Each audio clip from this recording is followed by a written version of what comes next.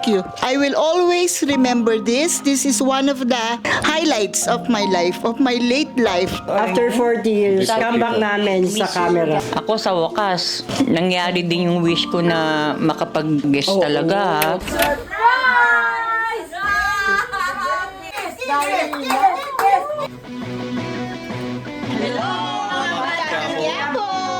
I'm Ernie Garcia. Ako po ang lumalabas na Ernesto sa Batang Quiapo.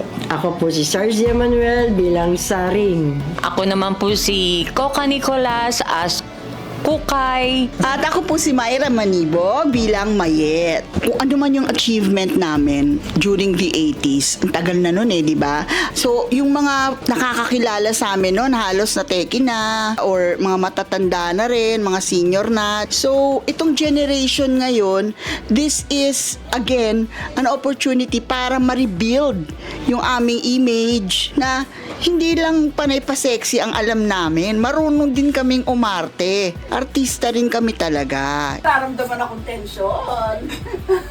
Ako naman tatawag ng kapitbahay, marami tayong isi-celebrate. Hindi, wala akong hope, wala rin akong anything na naisip na mag-guest dito. Kasi di ba parang ang layo-layo ko dito. Andiyan naman yung Mari ko. Masaya na ako para sa kanya, Mari Mirna Castillo. Hindi, kasi nga, naka-wheelchair na ako, nahirap na akong lumakad. So, hindi ko talaga na-imagine na bibigyan pa ako ng ganitong opportunity. Sabi ko nga kay Derek kanina, basta Derek, huwag mo ko patakbuhin ha. So, talagang tuwang-tuwa ako. My heart is full. Dahil, who would have thought na after all these years, diba, sa lahat ng pinagdaanan ko, in and out of the hospital, pero eto ako, artista pa rin. O, diba? Dahil yan kay Direk. Dahil kay Derek Coco. Coco Totoo Martin. yan. We're very grateful to Direk Coco Martin for, choosing us here and also for having us ang aming reunion ng Unplugged. Doon kami nakita. Salamat po talaga sa another reunion. Dito naman sa Batang Quiapo, talagang karangalan po namin maging artista ng Batang Quiapo. Kahit guesting lang po kami. Oo, nakakatuwa, no? Kasi, syempre, alam naman natin kung gaano karami ang viewers ng Batang Quiapo. At di ako umaasa na lalabas pa ako ulit. Retired na talaga ako Pero, thank you for the opportunity, Direk Coco Martin. Thank you rin kay Sir Julius Babaw. Kung hindi dahil sa kanya, hindi kami makikita ni Direk Coco, di ba? Hindi siya matutuwa sa amin. At bigyan kami ng role dito. Ako sa wakas, nangyari din yung wish ko na makapag-guest talaga. talaga. Sa tulong ni Ate Beng, saka ni Idol Julius Babaw, at saka ni Ma'am Tintin. Thank you so much sa opportunity po na ito. Big deal kasi talaga to sa wakas. amin sa amin. Kasi ang tagal na naming namamahinga. Hindi talaga. Saka sabi nga ni Miss Jacqueline Jose, noon, pag hindi ka nakapag-guest ng Batang Quiapo, Hindi ka artista. After 40 years, comeback namin sa camera. Kaya sabi ko kay Tito Julius, sana one day kaming tatlong magkakapatid makapag-guest. At nakasama pa namin si Ma'am Mirna Castillo. Ay, Yes. After ilang taon, ngayon lang ulit. Kami ni Ernie. Ako pa rin ang leading man nila. Nilang tatlo. Pakasaya na. very, very happy. Nagulat ako. Ang saya, ngayon ko lang ulit sila nakita. Magkakaedad kami naman, pero mas nauna, bata pa kasi ko nung nag-start ako sa showbiz noon. So, yung manager namin, Iisa lang. Sikat na siya nung dumating kami. Nauna siya sa amin this time. Kaya si Direk Coco Martin sa Batang Quiapo, nire-reunite kami. Na hindi namin nakakasama pa dati si Aling Mirna. Salamat sa Batang Quiapo. Ang dami na binubulong sa akin. Pagdating ko. so yung nakasama mo noon, nakita mo ngayon, ang saya. Parang, sila nakikita ko noon, hindi ko man nakasama sila sa movie o ano. Tapos si Ernie, eto na tayo. Na mukhang bata pa rin. Alright, okay.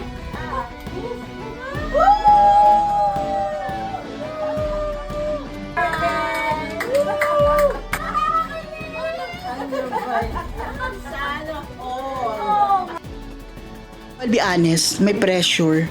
Kasi nga, inisip ko, kaya ko pa bang mag-deliver ng lines? Kaya ko pa bang mag-remember ng lines, diba? Kasi ilang anesthesia na yung sinaksak sa akin.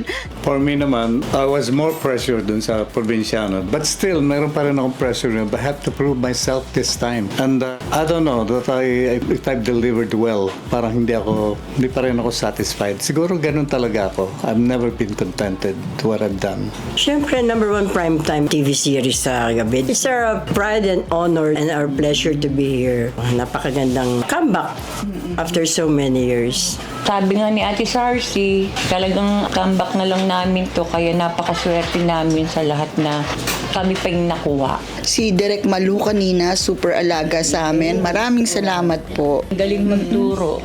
Ngayon ko lang naranasan, na-experience, I would say. Yung meron palang, pandrama ito, pandrama. And iba pala yung pang-action na delivery ng lines.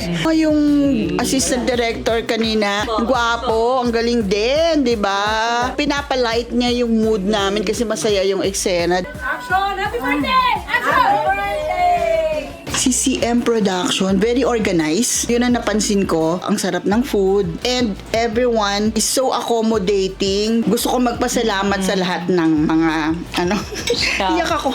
Yung mga malalaking katawan sa labas na tumutulong sa akin maglakad at nagtutulak ng wheelchair ko. Talagang I feel very taken care of. Kaya I'm so thankful. And believe ako kasi ang galing ng kanilang sistema. I love you. Ako rin po sa mga staff, thank you so much. Ang galing nilang mag-alaga ng lista nila. Mabait ng staff talaga. Yes, Tsaka ng mga grabe. directors. Indirect. Alam mo, nanggaling na ako sa probinsyano na-maintain na lang yung pag-aalaga sa mga artista. Oo, totoo. It's been a pleasure to work with Direk Coco Martin Production. Maraming salamat kay Direk Coco Martin sa lahat ng bumubuo ng Batang Quiapo. Maraming salamat po sa inyo. Hindi lang po ako yung natutulungan nyo. Marami po kaming natulungan nyo. Wala nang nakagawa ng ganito kundi si Direk Coco Martin. Diba?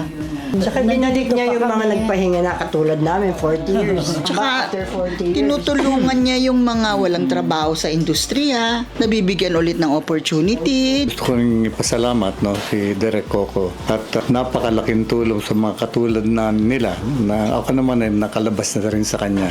Talagang avid fan ako ng Batang Quiapo. Thank you very much Direk Coco for having something like this every time, every evening na pwede ka namin mapanood.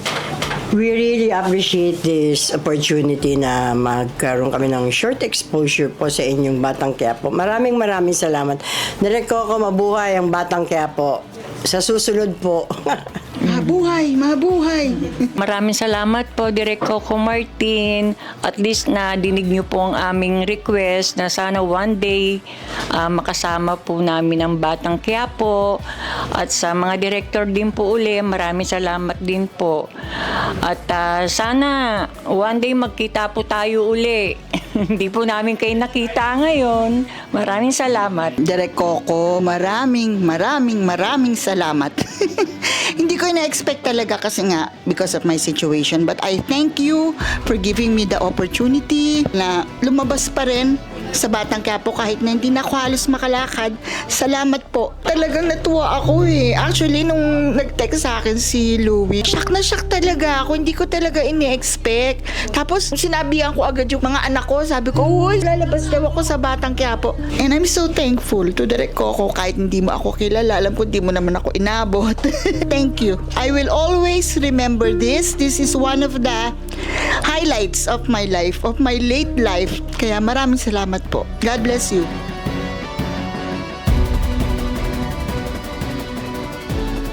Maraming salamat mga kabatang Quiapo. Hanggang Hanggang sa muli. Bye-bye. Thank you.